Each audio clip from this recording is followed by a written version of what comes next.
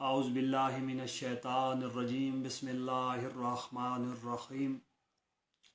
नाज़रीन कराम,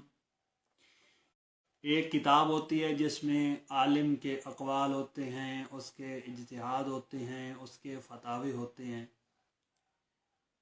उसका ज़ाती इज्तिहाद उसमें दाखिल होता है। लेकिन एक किताब रुवाई होती है, उसमें रिवायात होती हैं, अहादीस मुबारका होती हैं। अब हमने दोनों के बारे में देखना है कि एक आदमी के ज़ाती इज्तिहाद, उसके फतावे हैं, अगर वो किताब उससे साबित होने में मशकूक हो जाए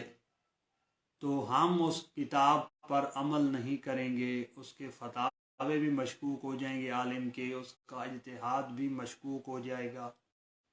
तो हम उसको बतौर दलील पेश नहीं कर सकेंगे। जहाँ तक कि किताब रवाई का ताल्लुक है तो इस किताब का मामला इससे जुदा है, इससे अलग है, क्योंकि हम उस किताब में रिवायात को देखेंगे। अगर सनद किताब के अंदर कोई मनाक्शा आ भी जाए तो हम रिवायात को देखेंगे, उसके मतन को देखेंगे, उसके दीगर सही रिवायात के साथ शवाहिद को देखेंगे, उसके मतन को कुरान पर पेश करेंगे, तरीक़ी मुसल्लमात पर पेश करेंगे, उसको दीगर मुअय्यदात देखेंगे। अगर उसको शवाहिद भी मिल जाते हैं, दीगर मुअय्यदात मिल जाते हैं, तो वो काबिल कबूल होगी। तो अबान इब्न अबी अयाश पर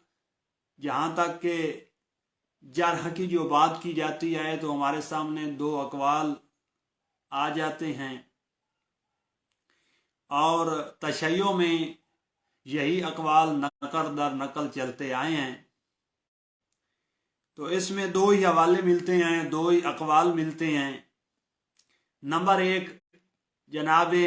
हज़रत ग़ज़ायरी रहमहुल्लाह कि उन्होंने अपनी किताब में अबान इब्न अबी अयाश को ज़ईफ़ कहा है, और दूसरा कौल शेख तूसी रहमहुल्लाह का मिलता है कि उन्होंने भी अपनी किताब में इसे ज़ईफ़ कहा है। यही दो बुनियादी अक़वाल हैं और बाद में सभी ने इन्हीं से नकल किया।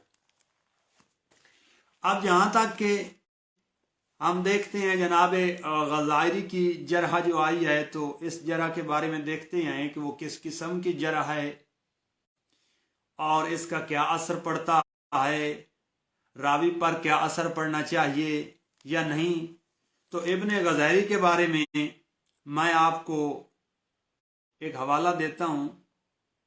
कि मेरे सामने किताब है इल्मुर रिजाल, सैयद ज़ीशान हैदर जवादी। वो इस किताब के अंदर एक बाब बांधते हैं, पूरी फसल बांधते हैं इब्न ग़ज़ायरी के बारे में, और वो एक बाब बांधते हैं कि किताब इब्न ग़ज़ायरी की तलाश, सफ़ा नंबर 45 पर लिखते हैं कि ग़ज़ायरी का इंतकाल 15 सफ़र 411 हिजरी को हुआ और इब्न ग़ज़ायरी की तलीफ अज़्ज़ोफ़ा के नाम से है। 411 हिजरी में इनका इंतकाल हुआ है और इनकी एक किताब है जिस किताब का नाम अज़्ज़ोफ़ा है। सबसे पहले इस किताब का सुराग जमालुद्दीन इब्न तौस रहमहुल्लाह ने लगाया था और इसे अपनी किताब में नकल कर दिया था, जिसकी तलीफ 644 हिजरी में हुई। यानी तकरीबन जनाब ग़ज़ायरी के बाद 230 साल बाद ये सैयद इब्न तौस ने रिजाल ग़ज़ायरी को अपनी किताब में नकल किया और असल किताब का दूर दूर तक पता नहीं है। इब्न तौस का भी इसको अपनी किताब में शामिल कर लेना इसके एतबार और इस्तनाद की बुनियाद पर नहीं था, बल्कि उनका मंशा یہ تھا کہ سارا مواد جمع کر دیا جائے، اور جب ان کے بارے میں یا کتاب کے بارے میں کوئی تحقیق کرے تو اس کا حوالہ موجود۔ اس طرح ابن طاؤس تک تو کتاب کا سلسلہ مستند طریقے سے مل جاتا ہے، لیکن خود ابن طاؤس نے اس کتاب کو کہاں سے حاصل کیا، ان کا مدرک کیا ہے، ان کا ماخذ کیا ہے، یہ سید ذیشان احمد جوادی لکھ رہے ہیں۔ فرماتے ہیں اس کا اشارہ نہ سید نے دیا ہے نہ دوسرے حضرات نے اس کے بارے میں تحقیق کی ہے۔ اس طرح غزائری کے بیانات کا مدرک علامہ ہلی اور ابن داؤد ہیں، اور ان کی کتاب کا مدرک سید ابن طاؤس ہے۔ یعنی ابن داؤد اور علامہ ہلی نے کثرت سے جناب غزائری رحم اللہ کی کتاب سے اقوال نقل فرمائے ہیں، اور سید ذیشان جوادی قبلہ فرماتے ہیں کہ اصل ان کا جو مدرک اور ماخذ ہے وہ کتاب سید ابن طاؤس ہے، جہاں سے انہوں نے لیا ہے جناب غزائری کے اقوال کو۔ آگے لکھتے ہیں لیکن ابن طاؤس اور غزائری کے درمیان کڑی ابھی تک نامعلوم ہے۔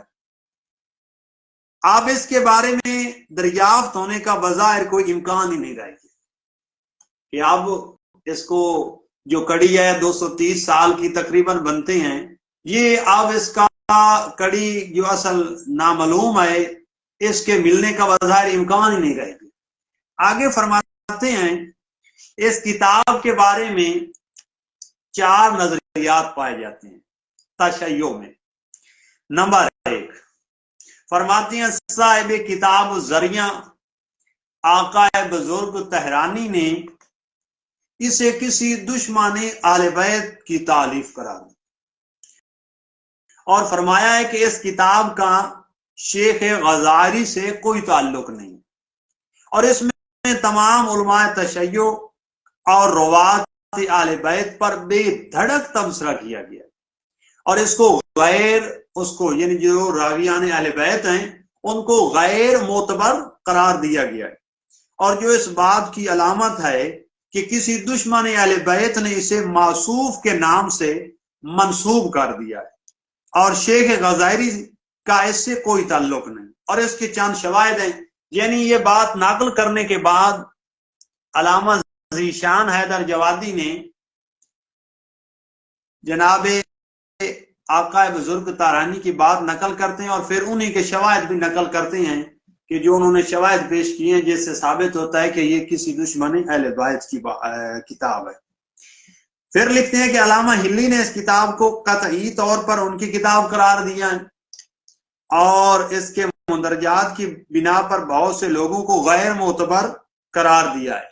یہاں تک کہ نجاشی توسی انہیں معتبر قرار دیں تو ان کا اعتبار غزائری سے زیادہ ہے۔ تیسری بات کرتے ہیں کہ اس کتاب کے بارے میں علامہ مجلسی علیہ الرحمہ کے بعد پروپیگنڈا شروع ہو گیا، اس کا کوئی اعتبار نہیں ہے، اور علماء نے اس پر اعتماد نہیں کیا۔ یہ تحقیق لکھتے ہیں اور فرماتے ہیں کہ تحقیقات کے بعد ثابت ہوا ہے، حالانکہ ایسا بھی نہیں ہے کہ شیخ نجاشی نے ان کا حوالہ صرف 20 کے قریب مقامات پر دیا ہے اور دیگر مقامات پر اعتبار نہیں کیا، اور انہوں نے بہت سے افراد کو غیر معتبر لکھا ہے جن کا اعتبار روز روشن کی طرح واضح۔ پھر فرماتے ہیں کہ یہ کتاب ابن غزائری کی ہے، یہ چوتھا نظریہ بیان کر رہے ہیں، لیکن ان سے ضعیف قرار دینے کا کوئی اعتبار نہیں ہے، اس لیے کہ اس کی بنیاد راوی کا کردار نہیں ہوا کرتا تھا، بلکہ موصوف مخصوص نظریات کے حامل تھے جن کے خلاف بیان دینے پر راوی غیر معتبر قرار پا جاتا تھا۔ گویا موصوف راوی سے روایت کا فیصلہ کرنے کی بجائے روایت سے راوی کا فیصلہ کر دیتے تھے۔ پھر فرماتے ہیں سید ذیشان حیدر جوادی فرماتے ہیں کہ مختصر یہ ہے کہ ابن غزائری کی کتاب انہی کی ہے، لیکن ان کے تنقیدی بیانات اس قابل نہیں ہیں کہ انہیں نجاشی اور طوسی رحم اللہ کے مقابلے میں رکھا جا سکے، اور ان کا بڑا حصہ ذاتی نظریات کا نتیجہ ہے اور ان کا مزاج بھی تنقید میں جارحانہ ہے۔ ایسے انسان کی تنقیدات پر آنکھ بند کر کے اعتماد نہیں کیا جا سکتا، اور یہ اہل سنت کے یہاں بھی منہج ہے، جیسا کہ اہل سنت کے یہاں بھی یہ اصول پایا جاتا ہے کہ ان کے یہاں بھی متشدد گزرے ہیں محدثین، جیسا کہ ابن حبان کے بارے میں ہے کہ اگر وہ کسی راوی کو ثقہ قرار دینے میں، توثیق کرنے میں منفرد ہوں تو وہ متساہل مانے جاتے ہیں۔ لیکن متشدد جو ہیں امام جوزانی، اگر ان کی کسی راوی پر جرح ہو اور وہ منفرد ہوں تو ان کی جرح کو عامہ تسلیم نہیں کرتے، کیونکہ جرح کے معاملے میں یہ متشدد تھے۔ اسی طرح کتاب بہت ہی کمال کی کتاب ہے،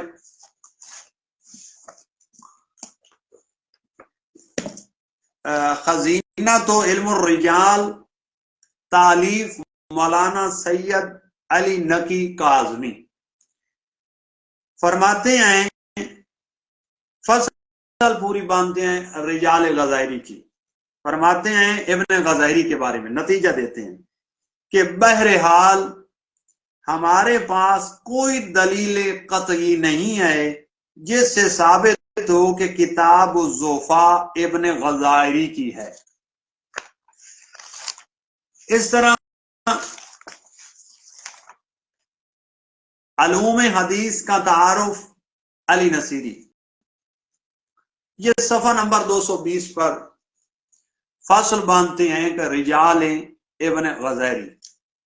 فرماتے ہیں کہا جاتا ہے کہ مؤلف نے اس کتاب میں راویوں کی تضعیف میں بہت افراد سے کام لیا ہے اور بہت کم راویوں کی توثیق کی ہے۔ چنانچہ سید داماد اس کے متعلق کہتے ہیں کہ بہت ہی کم راوی ایسے ہیں جو ابن غزائری کی جرح سے بچ رہے ہوں، یعنی بہت ہی کم راوی ہیں جو ابن غزائری کی جرح سے بچ گئے، اور بہت کم ثقہ ہیں جو اس کی قدح سے بچ گئے ہیں۔ اور اسی طرح آیت اللہ العظمی السید ابو القاسم خوئی معجم الرجال الحدیث جلد اول، اس میں فرماتے ہیں کتب الرجال کا تذکرہ کرتے ہوئے فرماتے ہیں کہ رجال ابن غزائری کی نسبت ابن غزائری سے ثابت نہیں ہے، اس کتاب پر اعتماد نہیں کیا جا سکتا۔ اس طرح دوسرے مقام پر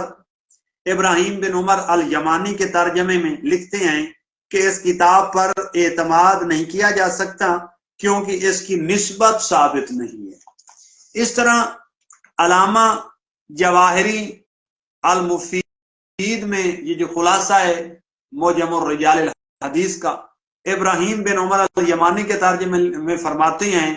کہ یہ کتاب منسوب ہے، ثابت نہیں ہے، اس کا کوئی اعتبار نہیں ہے۔ اسی طرح آیت اللہ العظمی محمد باقر الاروانی دروس التمہیدیہ فی قواعد الرجالیہ صفحہ 332 اور 333 پر فرماتے ہیں ابن غزائری کے بارے میں، اور بہت ہی کمال کی بات لکھتے ہیں، فرماتے ہیں جرح کرنے میں بہت متشدد ہے، ان کی جرح سے کوئی آدمی بچتا ہی نہیں ہے۔ اگلی بات لکھتے ہیں اصلاً تو یہ کتاب ثابت ہی نہیں، یہ آیت اللہ العظمی محمد باقر الاروانی فرما رہے۔ اس کے بعد آیت اللہ العظمی السید سعید الحکیم طباطبائی، یہ اپنی کتاب مصباح المنہاج جلد اول کتاب الطہارت صفحہ 474 میں وہ لکھتے ہیں کہ ابن غزائری جب کوئی جرح کرتے ہیں تو وہ کہتے ہیں کہ اس پہ اعتماد نہیں کیا جا سکتا،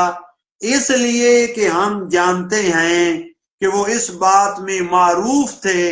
کہ وہ خود بہت جلدی کسی پر تان کر دیتے تھے اور وہ شبہ شکار ہو جاتے۔ اسی طرح ایک تو میں نے یہ بات بتا دی کہ اس کتاب کی نسبت ثابت نہیں، دوسری بات جو علماء نے کہی ہے کہ جو جناب غزائری ہیں وہ جرح کرنے میں متشدد ہے، تو یہ اصول فقط شیعوں میں نہیں ہے، میں نے پہلے بھی عامہ کا حوالہ دیا ہے کہ عامہ کے ہاں بھی یہ اصول پایا جاتا ہے کہ کچھ علماء متشدد ہوتے ہیں۔ دوسری بات جو کہی جاتی ہے کہ شیخ طوسی رحمہ اللہ نے بھی جرح کی اور ضعیف کہا ہے۔ پہلی بات تو یہ ہے کہ جناب غزائری نے فقط ضعیف کہا ہے اور جناب طوسی نے بھی ضعیف کہا ہے۔ اب ہم دیکھتے ہیں کہ یہ جو ضعیف کہا ہے یہ جرح کس قسم کی ہے، تو اس پر بھی ہم دیکھتے ہیں کہ یہ جرح کیسی ہے، اس کے بارے میں ناظرین ملاحظہ فرمائیں۔ علوم حدیث کا تعارف علی نصیری صاحب صفحہ 206 پر لکھتے ہیں کہ جرح پر دلالت کرنے والے الفاظ۔ نمبر 1، جرح کے کچھ ایسے الفاظ ہیں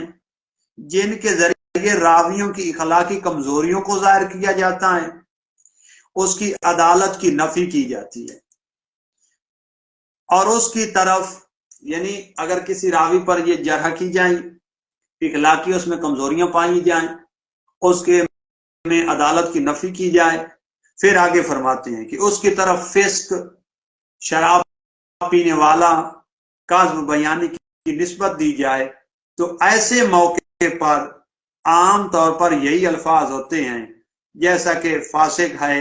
حدیث گڑنے والا ہے، شراب پینے والا ہے، قذاب تھا اور بہت جھوٹی حدیثیں بیان کرنے والا تھا۔ یہ جرح کرنے کی وہ بات کرتے ہیں۔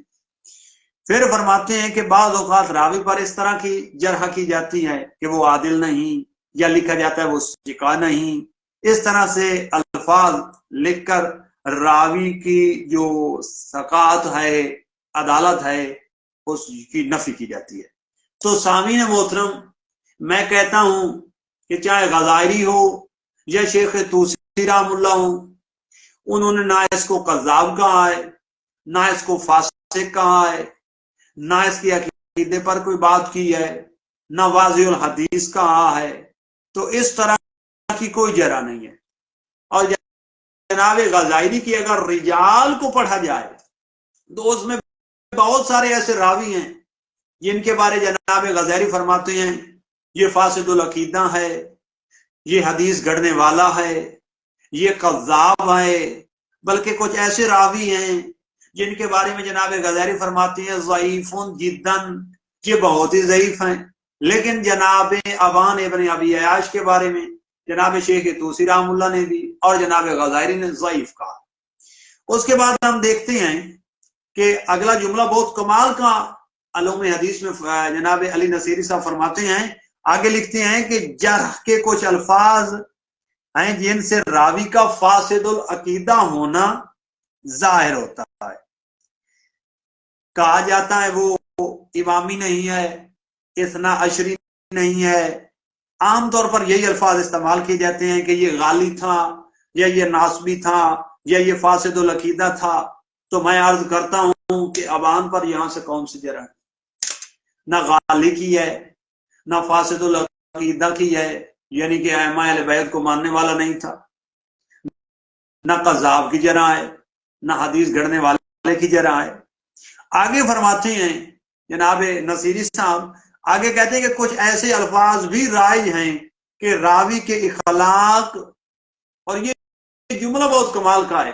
جو انہوں نے لکھا ہے، فرماتے ہیں کہ راوی کے اخلاق یا عقیدے پر براہ راست جرح نہیں کی جاتی، یعنی کچھ ایسے الفاظ ہیں کہ جن سے راوی کے اخلاق یا عقیدے پر براہ راست جرح نہیں کی جاتی، بلکہ یہ بیان کیا جاتا ہے کہ یہ راوی نقل حدیث کے لازمی شرائط پر پورا نہیں ہوتا، یعنی اس کا عقیدہ بھی ٹھیک ہے، اس کے اخلاق میں بھی کوئی مسئلہ نہیں ہے، فقط مسئلہ یہ ہے کہ یہ نقل حدیث کے جو لازمی شرائط ہیں ان پر پورا نہیں اترتا۔ مثلا یہ بہت کمال کی بات لکھی ہے، مثلا متقدمین لفظ ضعیف کا اطلاق ایسے راوی پر کرتے تھے جن کا حافظہ خراب یا کمزور ہوتا تھا. ایسے راوی پر ضعیف کا لفظ استعمال کیا جاتا تھا جن کا حافظہ خراب ہے یا حافظہ کمزور ہے. تو میں نے پچھلے سیشن میں بتایا تھا کہ امام الخمینی عامہ کا عالم ہے، ان کا بیان ہے کہ اگر ایک راوی کتاب نقل کر رہا ہے تو کتاب تو قبول ہوگی لیکن اسی راوی کی حدیث قبول نہیں ہوگی. تو اب متقدمین کا اصول ہے کہ اگر کسی راوی کے حافظے کا مسئلہ ہے، نقل حدیث کے بارے میں وہ لازمی شرائط پر نہیں آتا یا پورا نہیں اترتا تو اس کے لیے لفظ ضعیف لکھتے ہیں. اب دیکھتے ہیں کہ آیا شیخ توسی رحم اللہ نے ان کو ضعیف تو کہا ہے، لیکن دیکھتے ہیں کہ شیخ توسی رحم اللہ نے آیا کتاب سلیم یا ابان کی روایات کو تسلیم کیا ہے یا نہیں. تو یہ میرے سامنے کتاب ہے، کتاب الغیبہ جناب شیخ توسی رحم اللہ کی. حوالے کثیر ہیں شیخ توسی رحم اللہ کے، بطور دلیل حوالہ پیش کرتے ہیں جناب شیخ توسی رحم اللہ کا. انہوں نے اس کتاب الغیبہ کے مقدمے میں لکھی ایک بات، فرماتے ہیں کہ جو کچھ میں بیان کروں گا اس پر اخبار صحیح دلالت کرتے ہیں. یہ بہت قابل غور نقطہ ہے کہ جو کچھ میں بیان کروں گا، جو باتیں میں لکھوں گا، اس پر اخبار صحیح دلالت کرتے ہیں. اب اسی کتاب الغیبہ میں جناب شیخ توسی رحم اللہ نے باب باندھا ہے کہ ائمہ اہل بیت علیہ الصلوۃ والسلام کی تعداد 12 ہونے پر عامہ کی روایات. پھر اس سے اگلا باب ہے ائمہ اہل بیت کی تعداد 12 ہونے پر خاصہ کی تعداد یعنی شیعہ روات. اس پر پہلی جو روایت ہے اس میں انہوں نے ابان ان ابان ابن ابی عیاش ان سلیم ابن قیس، یعنی پہلی روایت ہی ابان ابن ابی عیاش اور سلیم ابن قیس سے نقل کی ہے، یعنی سلیم کی کتاب سے لی ہے اور ابان ابن ابی عیاش کے وساطت سے لی ہے. یعنی پہلی روایت نقل کی ہے اور مقدمے میں کہہ رہے تھے کہ میں جو باتیں لکھوں گا ان پر اخبار صحیح دلالت کرتے ہیں. اب دیکھنا یہ ہے کہ آیا ابان بن ابی عیاش کی یہ نقل کردہ کتاب اور ابان ابن ابی عیاش کی بیان کردہ روایات پر جناب شیخ توسی نے اعتماد کیا ہے یا نہیں. تو ہم دیکھتے ہیں یہ انہوں نے ایک چیپٹر اسی کتاب الغیبہ میں لکھا ہے، اس کا 200